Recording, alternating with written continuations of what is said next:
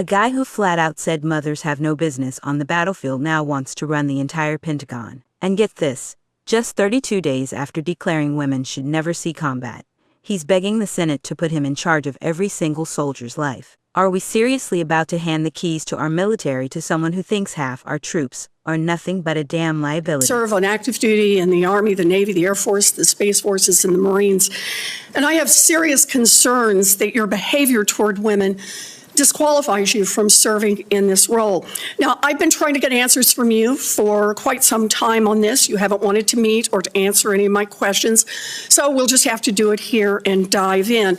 I want to pick up on some of the questions asked by Senators Shaheen and Gillibrand and Hirono, and I just want to make sure we have a list of some of the facts that I think are undisputed.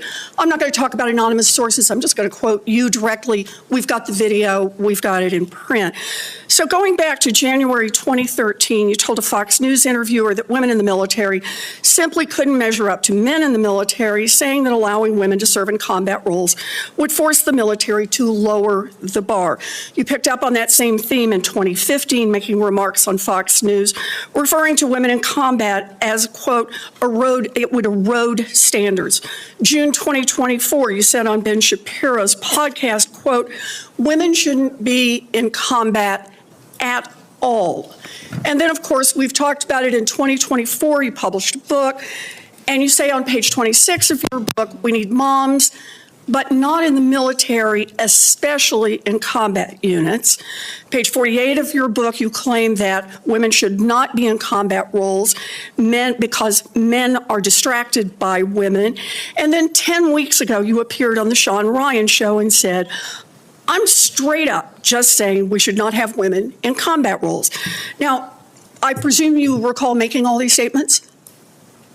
But it underscores my argument completely, because in that 2013 argument, I was talking about standards. So standards are what it's always been about, Senator. Let's not have this same fight again. Always been about Senate I've quoted standards. you directly. We've got the video. We're happy to show it.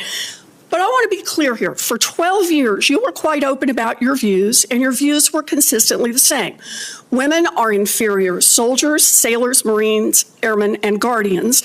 And in case anyone missed the point, and these are your words from 10 weeks ago, women absolutely straight up should not be permitted to serve in combat. And I notice on each of these quotes, those are said without qualification. It's not by how much you can lift or how fast you can run. They don't belong in combat, period, or your words, straight up. And then on November 9th, 2024, just 32 days after your last public comment saying that women absolutely should not be in combat, you declared that, quote, some of our greatest warriors are women, and you support having them serve in combat. Now, that is a very, very big about face in a very, very short period of time. So help me understand, Mr. Hegseth, what extraordinary event happened in that 32-day period that made you change the core values you had expressed for the preceding 12 years? Senator, again, I very much appreciate you bringing up my comments from 2013, because for me, this issue has always been about standards. And unfortunately, because of some of the people that have been in political power for the last 4 years, priorities other than standards, lethality, and meritocracy have driven decision-making. I'm quoting you from the podcast. Women shouldn't be in combat at all. Where is the reference to standards, that they should be there if they can carry, if they can run? I don't see that at all, Mr. Hegseth. What I see is that there's a 32-day period in which you suddenly have another description about your views of women in the military, and I just want to know, what changed in the 32 days that the song you sang is not the song you come in here today to sing? Senator, the concerns I have, and the concerns that many have had, especially in ground combat units, is that in pursuit of certain percentages or quotas, standards have been changed. And that makes the combat more difficult for everybody involved. Let me make a suggestion about what happened in that 32 days. You got a nomination from President Trump. Now, I've heard of deathbed conversions, but this is the first time I've heard of a nomination conversion.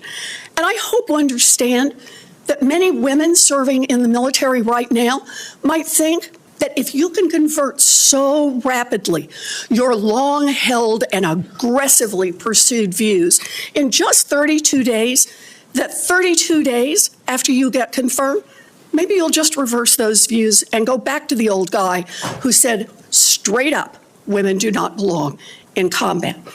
Now, Mr. Hegseth, you have written that after they retire, generals should be banned from working for the defense industry for 10 years. You and I agree on the corrosive effects of the revolving door between the Pentagon and defense contractors. It's something I would have liked to talk with you about if you'd come and been willing to visit with me. But the question I have for you on this is, will you put your money where your mouth is and agree that when you leave this job, you will not work for the defense industry for 10 years? Senator, it's not even a question I've thought about because it's not think about one it right now. It's not one, my motivation for this job I understand has never that. I been just about need what a could yes or no conceivably here. come next. Time is short. I just need a yes or no. I would consult with the president about what the policy should be In at the Defense other Department. words, you're quite sure that every general who serves should not go directly into the defense industry for 10 years, but you're not willing to make that same pledge? I'm not a general, Senator. You'll be the one, let us just be clear, in charge of the generals. So you're saying sauce for the goose, but certainly not sauce for the gander? I would want to see what the policy of the Oh, I'll president is. bet you would. What just Thank you, went down in that Senator Warren. hearing wasn't some polite back and forth. It was a full-on reckoning. Elizabeth Warren didn't show up to lob softballs. She came to expose something seriously messed up. A guy tapped to lead the Department of Defense who spent over a decade publicly arguing that women flat out don't belong in combat. And she didn't mess around with rumors or spin. She read his own damn words right back to him. This wasn't some one-off slip from years ago. This was a pattern, 12 straight years of Pete Hegseth saying, loud and proud, that letting women fight would tank standards, that men get distracted around them, that we need moms at home, not soldiers on the front lines. And the kicker, just 10 weeks before this hearing, he was still out there saying women shouldn't be in combat, on video, in books, in interviews. No wiggle room. So Warren hits him with the million-dollar question. What the hell changed? Because 32 days, just 32, after his latest rant insisting women don't belong on the battlefield, Hegseth does a total 180 the second Trump nominates him to run the Pentagon. This isn't just hypocrisy, folks. This is about trust. Warren laid it out raw.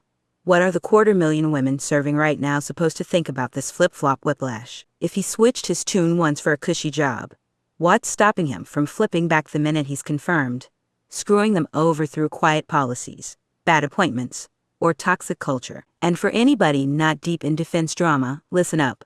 This isn't some abstract debate. This crap hits morale, recruitment promotions, and straight-up combat readiness. Women serve, women fight. Some of our most badass, decorated leaders are women who've put everything on the line for this country. When the guy at the top calls them a liability, just for existing, it sends a poisonous message, loud and clear. Then Warren pivoted to another gut punch, that cozy revolving door between the Pentagon and defense contractors. Hegseth used to rail against it hard. Hell, he even wrote that retired generals should be banned from cashing in at those companies for 10 full years. But when Warren asks if he'll take that same pledge now that he's about to run the whole show, crickets. He dodges. Suddenly he's not so committed. Again, what changed? Only thing different in those 32 days was the job offer. And that begs the big question.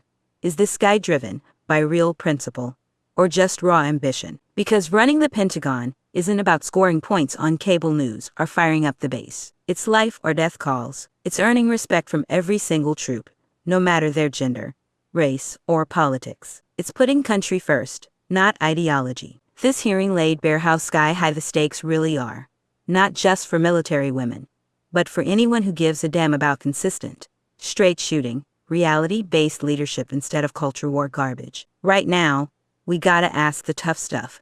Are we putting the absolute best in charge of our most critical institutions? Or are we just rewarding the loudest echo chamber cheerleaders? If this fires you up, or flat out disturbs you, like it does me, don't sit quiet. Speak out. Share this. Drop your thoughts in the comments. Hit up your senators and tell them exactly where you stand on this nomination. Our troops deserve way better than wishy-washy uncertainty. They deserve real respect, and leaders who believe in them 100%, not just when the politics line up. Make sure you're subscribed for more no-holds-barred breakdowns like this, because the truth still matters, and together we can hold these people accountable.